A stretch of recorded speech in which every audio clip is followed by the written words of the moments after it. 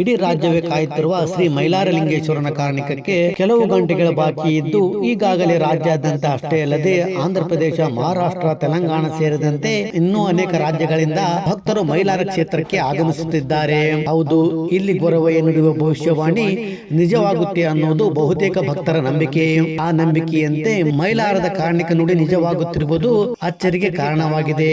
ಎತ್ತಿನ ಬಂಡಿ, tractor, motor ವಾಹನ ಹಾಗೂ ಪಾದಯಾತ್ರೆಯ ಮೂಲಕವೂ ಸಹ ಲಕ್ಷಾಂತರ ಭಕ್ತಾದಿಗಳು ಮೈಲಾರ ಕ್ಷೇತ್ರಕ್ಕೆ ಆಗಮಿಸುತ್ತಿದ್ದಾರೆ. ಇನ್ನು ಮೈಲಾರದ ಜಾತ್ರೆಯ ಸುತ್ತಮುತ್ತಲಿನ ಪ್ರದೇಶಗಳಲ್ಲಿ ಭಕ್ತರು ಈಗಾಗಲೇ ತಂಗಿದ್ದು ದೇವರಿಗೆ ದೋಣಿ ತುಂಬಿಸುವ ಹಾಗೂ ಪೂಜಾ ಕೈಂಕರ್ಯಗಳಲ್ಲಿ ಅನೇಕರು ತೊಡಗಿದ್ದಾರೆ. ಇನ್ನು ನಾಳೆ ಸಾಯಂಕಾಲದವರೆಗೂ ಲಕ್ಷಾಂತರ ಭಕ್ತರು ಬರುತ್ತಾರೆ. ಕಳೆದ ಬಾರಿ ಉತ್ತಮ ಮಳೆ ಬೆಳೆ ಆಗಿದ್ದರಿಂದ ಈ ಬಾರಿ ಜಾತ್ರೆಗೆ ಹೆಚ್ಚಿನ ಪ್ರಮಾಣದಲ್ಲಿ ಜನರು ಬರುವ ನಿರೀಕ್ಷೆ ಇದೆ. ತುಂಗಭದ್ರಾ ನದಿಯಲ್ಲಿ ಸಣ್ಣ ಪ್ರಮಾಣದ ನೀರು ಇರುವುದರಿಂದ ಭಕ್ತಾದಿಗಳು ಚಂದಾಪುರದ ಮೂಲಕ ನದಿಯನ್ನು ದಾಟಿ ಮೈಲಾರ ಪ್ರವೇಶಿಸುತ್ತಿದ್ದಾರೆ.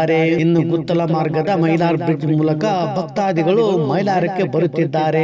ಹರಪನಹಳ್ಳಿ, ಕುರುಬತ್ತಿ ಈ ಮಾರ್ಗದ ಮೂಲಕವೂ ಲಕ್ಷಾಂತರ ಭಕ್ತರು ಮೈಲಾರಕ್ಕೆ ಬರುತ್ತಿದ್ದಾರೆ. ಈಗಾಗಲೇ ಗೊರವಯ್ಯ ಕಾರಣಿಕ ನುಡಿಯುವ ಪ್ರದೇಶದಲ್ಲಿ ಬಿಗಿ ಬಂದೋಬಸ್ತ್ ಮಾಡಲಾಗಿದ್ದು ಯಾವುದೇ ಅಹಿತಕರ ಘಟನೆ ನಡೆಯದಂತೆ ಗೊರವಯ್ಯನಿಗೆ ಕಾರಣಿಕ ನುಡಿಯಲು ತೊಂದರೆ ಆಗದಂತೆ ಚಕ್ರ ವ್ಯೂಹದ ರೀತಿಯಲ್ಲಿ ಕಟ್ಟಿಗೆಯಿಂದ ಬಿಗಿ ಬಂದೋಬಸ್ತ್ ಮಾಡಲಾಗಿದೆ.